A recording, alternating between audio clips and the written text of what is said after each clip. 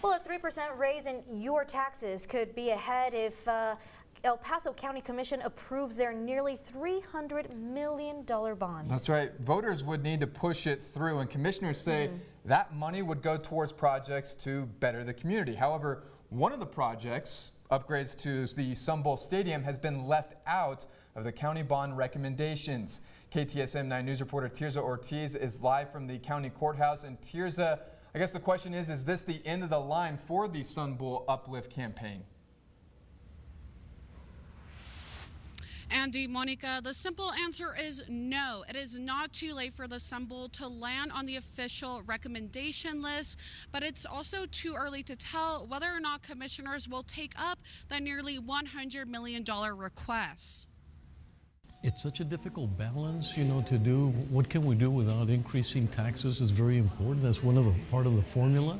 A formula for the benefit of the community without draining taxpayers' wallets. That's what county commissioners and the Bond Advisory Committee were discussing during Tuesday's capital planning session, unanimously recommending a $295 million bond along with another $188 million in projects. The recommendations come after months of feedback. We know that parks is very important for people. That became very obvious that the parks, and probably out of the pandemic, we had a lot of individuals that utilized the parks more than they had ever done before. To get the parks, the infrastructure, and also a lot of the improvements. I know that they want to improve the Escarate, the Coliseum.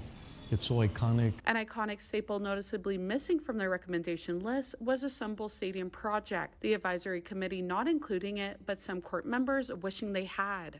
I particularly feel strong that it could be a great revenue for the county. The guest area and facilities is in really bad shape.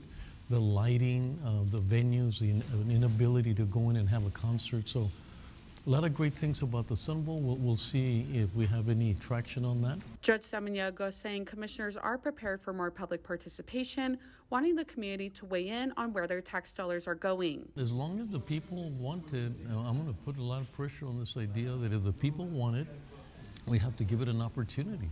But ultimately noting the board put plenty of consideration into their guidance that include improvements to the County Coliseum and Escarate Park. We have to respect what they had in mind, and that's what we're going to look at as we go into Commissioner's Court.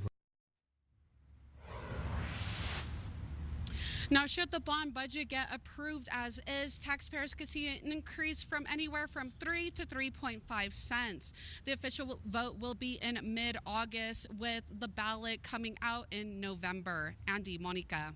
Yeah, and Tirza, back in May, UTEP estimated this Sun Bowl Uplift project would bring in over $2 billion over the life of a 30-year bond. It's something UTEP President Dr. Heather Wilson, it's something she feels very strongly about. So where does UTEP go from here with regards to this campaign?